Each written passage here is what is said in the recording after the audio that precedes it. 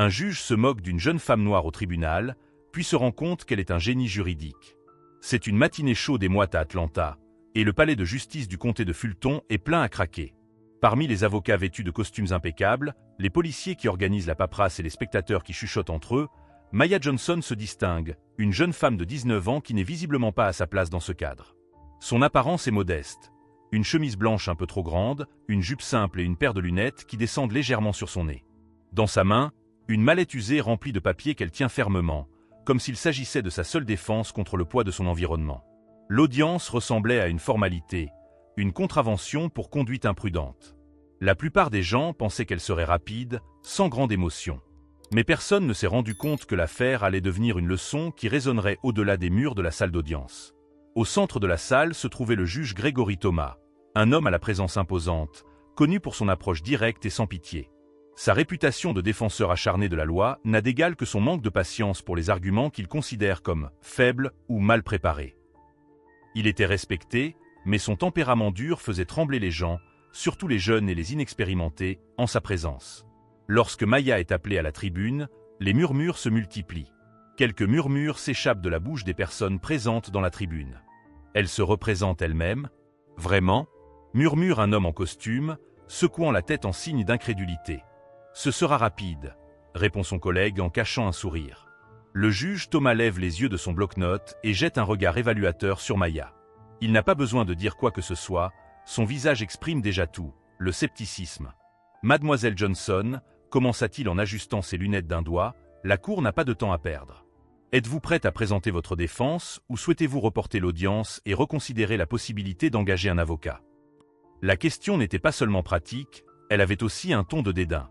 Pour le juge, il est évident que Maya ne devrait pas être la seule. Sa posture, ses vêtements et son âge témoignaient de son inexpérience. Maya prit une grande inspiration et se redressa du mieux qu'elle put. Sa voix est basse mais ferme. « Je suis prête, votre honneur. » Des rires étouffés retentirent dans la galerie. Certains spectateurs échangent des regards et des sourires débauchés. Même le greffier dissimule un sourire, tandis que le juge Thomas fronce les sourcils. Il croise les bras et s'adosse à sa chaise. « Très bien, » dit-il avec un soupir presque théâtral. « Voyons ce dont vous êtes capable. » Sa mallette à la main, Maya se dirigea vers le centre de la salle d'audience. Chaque pas semble peser une tonne. Elle sait ce que tout le monde pense. Cette fille est perdue. Elle va être écrasée. Mais elle savait aussi quelque chose que personne n'imaginait. « Votre honneur, » commence-t-elle, la voix toujours douce mais plus ferme. « Je suis ici parce que j'estime que j'ai été injustement condamné à une amende. Il ne s'agit pas seulement de payer ou de ne pas payer l'amende, mais de corriger une mauvaise application de la loi. » Le juge arque un sourcil, visiblement perplexe. « Continuez, » dit-il, mais son ton indiquait clairement qu'il n'attendait pas grand-chose. Maya ouvre sa mallette et commence à exposer les faits.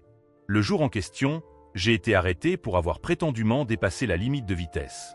Cependant, le radar utilisé pour mesurer ma vitesse était positionné de telle manière que la mesure ne pouvait pas être précise.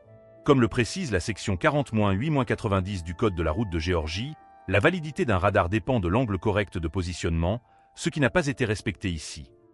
La salle est devenue silencieuse.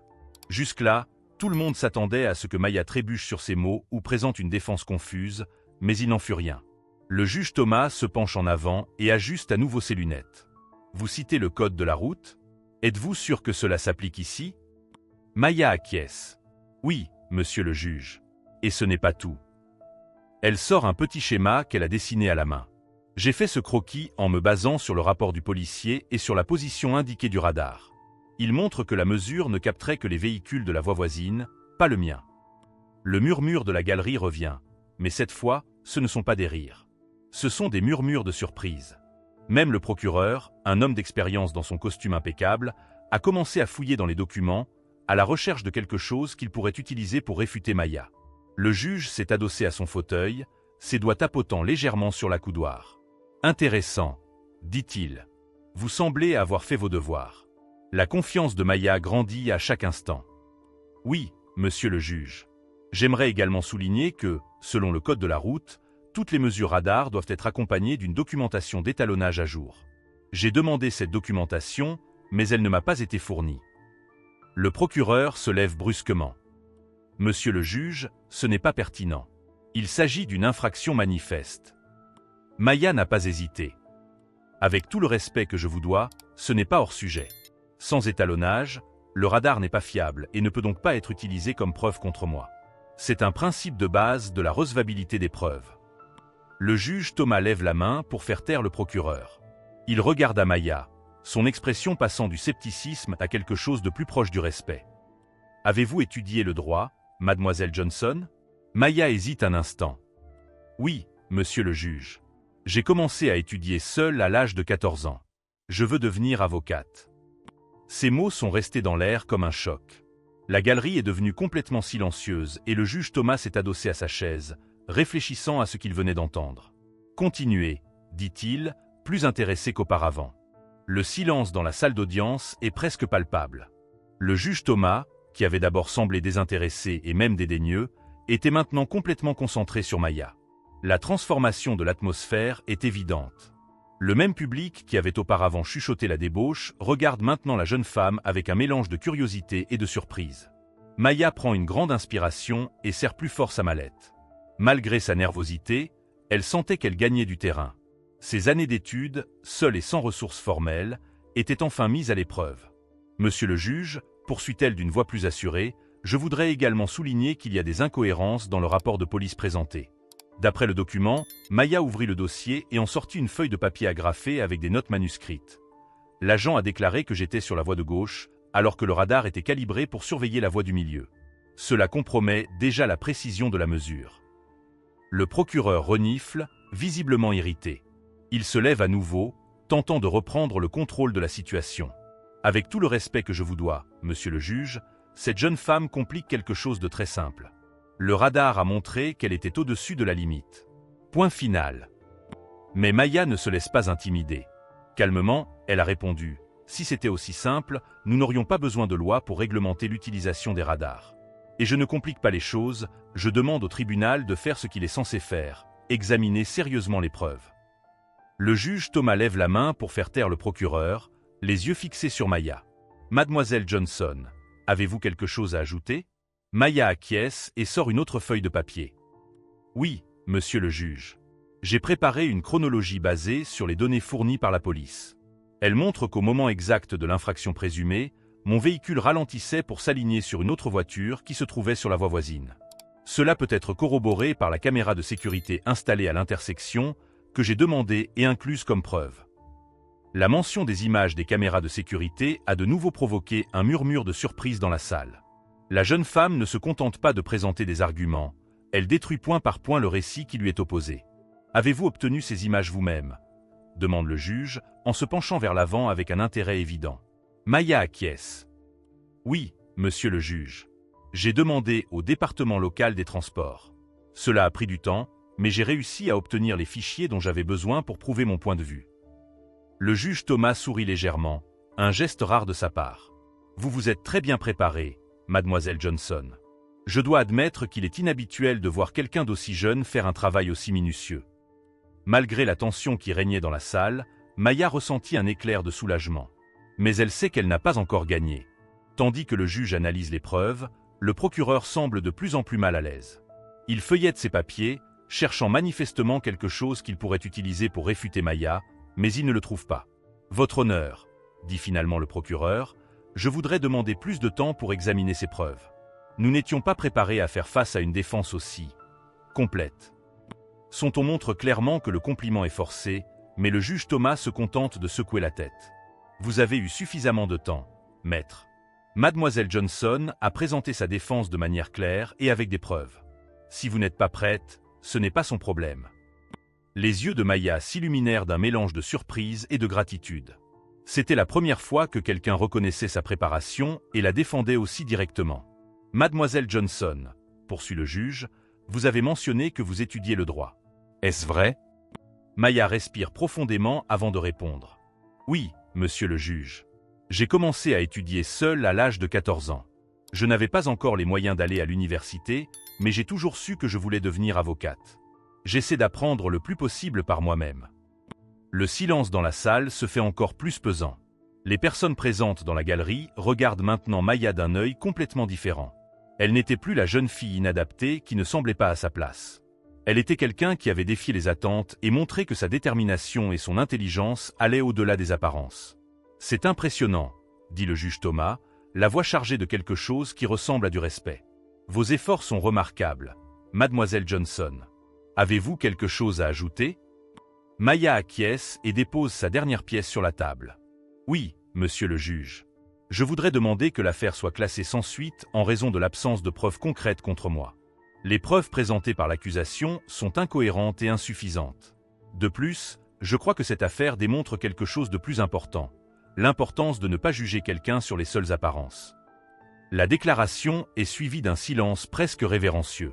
Le juge Thomas la regarde un long moment avant de s'adosser à sa chaise, pensif. « Je vais avoir besoin de quelques minutes pour revoir tout cela, » dit-il en reprenant les documents et en commençant à les analyser avec une attention renouvelée. Pendant ce temps, Maya reste immobile, les mains légèrement tremblantes. Elle sait qu'elle a fait tout ce qu'elle a pu, mais l'attente est insupportable. Les spectateurs de la galerie recommencent à chuchoter, mais cette fois-ci, il n'y a pas de rire. Il y avait du respect et de la curiosité. Le juge Thomas finit d'examiner les documents et leva les yeux pour regarder Maya une fois de plus. « Très bien, » dit-il enfin. « La cour sera informée de ma décision dans les plus brefs délais. » Maya savait qu'il y avait encore des choses à dire, mais pour l'instant, elle avait gagné quelque chose d'encore plus important, le respect de toutes les personnes présentes dans cette salle d'audience. Le juge Thomas partit délibéré, laissant la salle dans un état de murmures étouffés. Maya s'assit lentement, son cœur battant encore fort alors qu'elle essayait d'assimiler tout ce qui venait de se passer. Elle savait qu'elle avait fait de son mieux, mais le sentiment de doute persistait.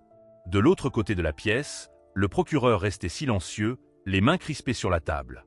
Il est clair qu'il ne s'attendait pas à une défense aussi détaillée et articulée de la part d'une personne comme Maya. Il la regarde avec une expression mêlant la gêne et peut-être une étincelle de respect. Dans la galerie, le public continue de chuchoter, sans les rires et les regards dédaigneux d'avant. Certains commentent à voix basse. « Elle est étonnante, n'est-ce pas ? Qui l'aurait cru ?» Seule, face à un procureur expérimenté, Maya respire profondément et laisse son regard parcourir la salle. Pour la première fois, elle sent qu'elle n'est plus considérée comme quelqu'un qui n'a rien à faire là. C'est comme si elle avait gagné, même temporairement, une place de respect. Quelques minutes plus tard, le juge Thomas revient dans la salle d'audience, l'air toujours aussi sérieux, mais avec un regard qui suggère la réflexion. La salle se tait presque instantanément, chacun étant attentif à ce qu'il va dire. Il s'assit, rangeant les papiers devant lui avant de prendre la parole. « Mademoiselle Johnson », commença-t-il, sa voix portant un ton qui semblait presque respectueux, en regardant les documents présentés et en considérant les arguments avancés, il est évident que votre défense était non seulement bien fondée, mais aussi méticuleusement préparée. Maya sentit une boule dans sa gorge se détendre légèrement. Cependant, poursuit le juge, cette affaire va bien au-delà d'une simple infraction au code de la route. Il s'agit de la justice dans son ensemble. Et je dois admettre que je me suis rendu coupable d'une chose que nous critiquons souvent, un jugement hâtif. Lorsque vous êtes entré dans cette salle, j'ai, comme beaucoup ici, fait des suppositions sur vos capacités. Les murmures reprennent, mais le juge lève la main, les faisant taire. Il ne s'agit pas seulement d'une affaire juridique, a-t-il déclaré en regardant la galerie. C'est une leçon pour nous tous. La justice ne doit pas être guidée par les préjugés ou les apparences. Elle doit être impartiale, basée sur les faits et le bien fondé des actions. Il tourne ensuite son regard vers Maya. Par conséquent, au vu des éléments présentés et de l'absence de preuves concrètes de la part de l'accusation, j'abandonne toutes les charges qui pèsent sur vous, Miss Johnson. L'affaire est close. Le son du marteau résonna dans la salle, et ce qui suivit fut un mélange de surprise et d'admiration. Certaines personnes applaudissent discrètement, tandis que d'autres se contentent de regarder Maya avec des expressions qui vont du respect au regret. Maya se leva lentement, un sourire discret mais sincère apparaissant sur son visage. Pour la première fois, elle sent que le poids qu'elle portait s'est envolé, même si ce n'est que momentanément.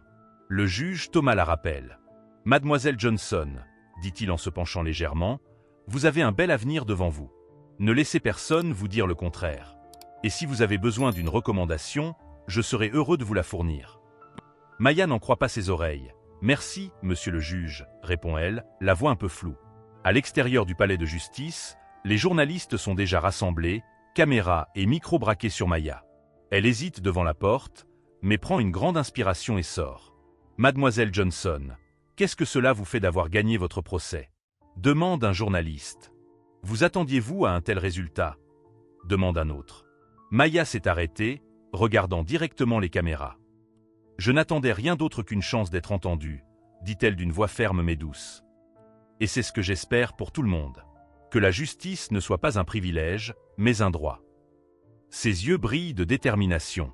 Elle savait que ce n'était qu'une bataille, mais qu'il y en aurait beaucoup d'autres à venir. Et maintenant, plus que jamais, elle est prête à les affronter. Le couloir de la cour semblait beaucoup plus large alors que Maya quittait les lieux, encore en train d'absorber ce qui venait de se passer. La victoire ne consistait pas seulement à laver son nom. C'était la confirmation qu'elle pouvait tenir tête à un système qui lui avait si souvent semblé insurmontable. Mais surtout, c'est la preuve qu'il ne faut sous-estimer personne. Alors qu'elle descend les marches du palais de justice, un groupe de personnes s'approche d'elle. Certains sont des journalistes, d'autres ont l'air de simples citoyens qui ont entendu parler de l'affaire. Un homme d'un certain âge, aux cheveux grisonnants et à l'expression émotive, arrête Maya. « Ma petite fille a besoin d'entendre votre histoire », lui a-t-il dit. Elle pense qu'elle n'a aucune chance à cause de ses origines. Vous avez montré que nous avons tous une chance. Maya sourit, sentant le poids de ses paroles. Dites-lui que le chemin n'est pas facile, mais qu'il est possible. Et ne laissez jamais personne définir ce qu'elle peut ou ne peut pas accomplir. Alors qu'elle continue à marcher, les journalistes l'entourent à nouveau. Les questions fusent. Comment vous sentez-vous? Que diriez-vous à d'autres jeunes comme vous? Quelle est la prochaine étape? Maya a levé la main doucement, demandant le silence. Je me sens reconnaissante, commence-t-elle. Mais je veux dire quelque chose d'important. Il ne s'agit pas seulement de ce qui s'est passé aujourd'hui. Cette affaire nous rappelle que les préjugés et les idées reçues n'ont pas leur place dans notre société, et encore moins dans la justice. Chacun d'entre nous a un rôle à jouer pour veiller à ce que les portes soient ouvertes, et non fermées, à ceux qui méritent d'être entendus. Ces paroles sont accueillies par un silence respectueux, suivi d'applaudissements. Elle s'est rendue compte que son message trouvait un écho qu'elle n'aurait jamais pu imaginer. Dans les jours qui ont suivi, le cas de Maya a fait la une des journaux.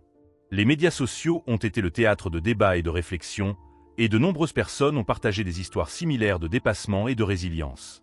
Maya est devenue un symbole d'espoir et de détermination, en particulier pour les jeunes confrontés à des défis similaires. Mais Maya n'a pas laissé ce moment lui monter à la tête.